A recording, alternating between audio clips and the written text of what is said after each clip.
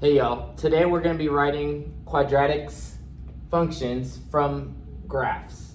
Alright, so at the top of the notes I wrote this little statement that says when writing quadratic functions from a graph, use vertex form and the same process we use to write absolute value functions.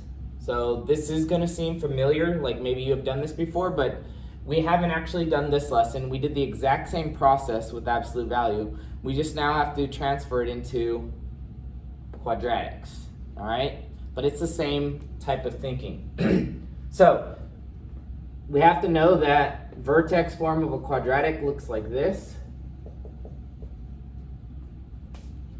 All right. So the example says write the quadratic function that represents the graph in vertex form. Okay, so we need to take the vertex because that's our h and our k. So we have -2, -3. That's our h and our k.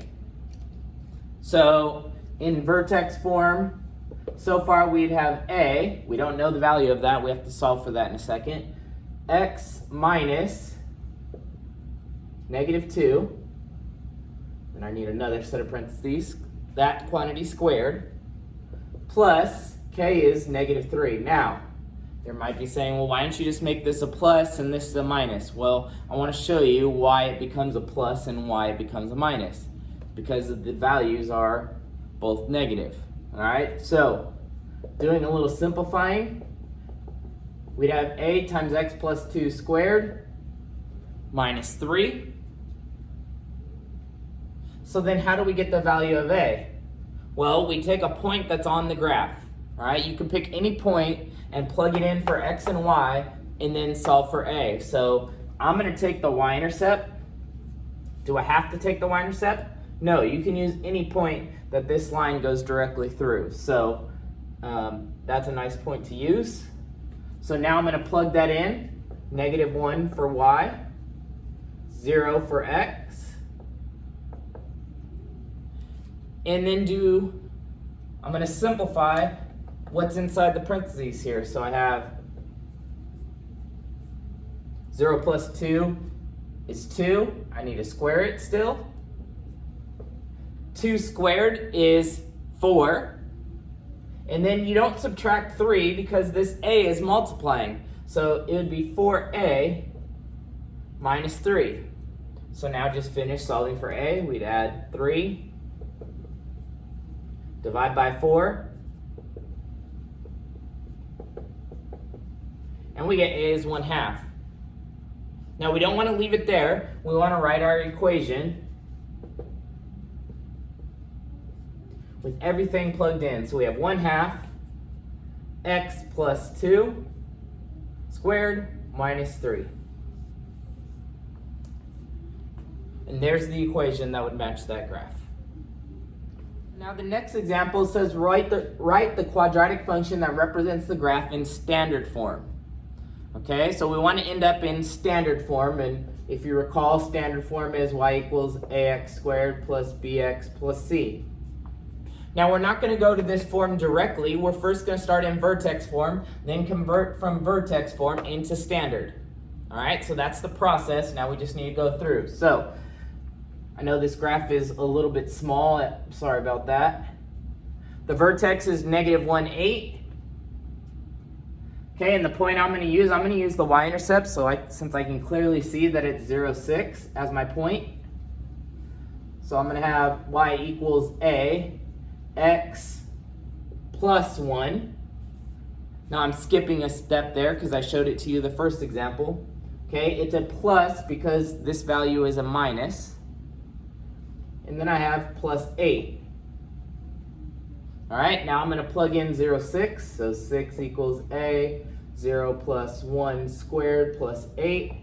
So I have 6 is equal to a times 1 squared plus 8. So I have 6 is equal to a plus 8. So a is -2. So my function is y equals -2, x plus 1 squared plus 8. However, that's not in the form the question asked for. It wants it in standard form. So I need to change from this form into standard form. So I need to expand x plus 1 squared. So that is x plus 1 times x plus 1 plus 8. Now I need to FOIL. Okay, so I have negative 2 times x squared plus 2x plus 1 plus 8. I need to distribute the negative 2. So I have negative 2x squared minus 4x minus 2 plus 8. And that's going to end as negative 2x squared minus 4x plus 6. And there is my final answer. We want to write a quadratic function that's called f that has a minimum of negative 2 at 1 and f of 3 equals 5. So I'm going to give ourselves a little picture here to start. Okay, it has a minimum value of negative 2. So that is the y value when x is 1. So 1, negative 2, I'll say is here. Okay, and f of 3 is 5. So we have this point over here, 3, 5. So our graph should look something like that. Now I don't need the graph, but it gives me a good picture of what's going on. And I can apply the same process that we just went through in the previous problems. Here's my h, my k, so I have y equals a x minus h, which is 1, plus k, which k is negative 2, so it's going to be minus 2. And then I plug in 3, 5. So I have 5 is equal to a, 3 minus 1 squared minus 2. So again, go through the same process we've been doing.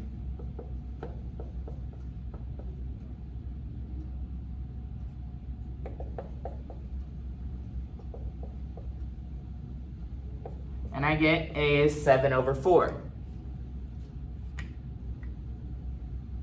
All right, so I have y equals 7 over 4, x minus 1 squared minus 2. And that's my final answer. All right, last example. It says 3 points on the quadratic function g of x are negative 1, 0, 5, 0, and 0, 3. Write the function equation in standard form. All right, so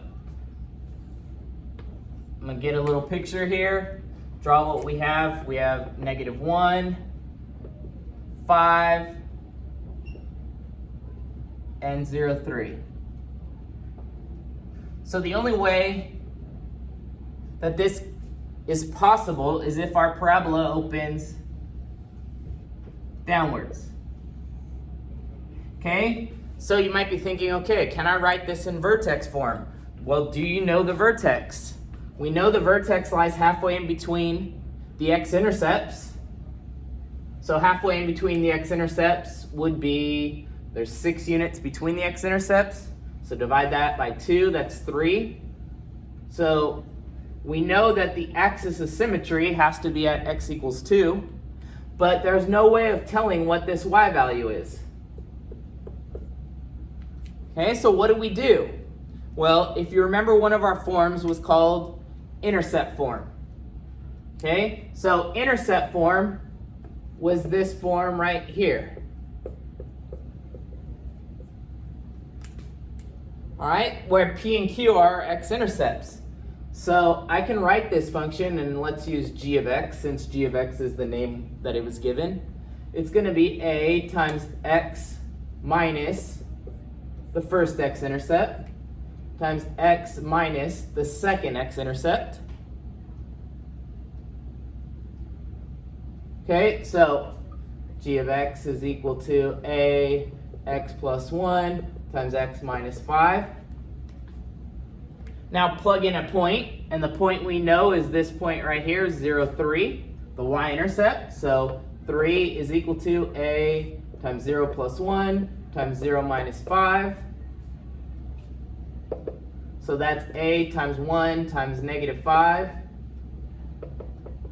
which is negative 5a. Divide by -5, we get x is -3/5.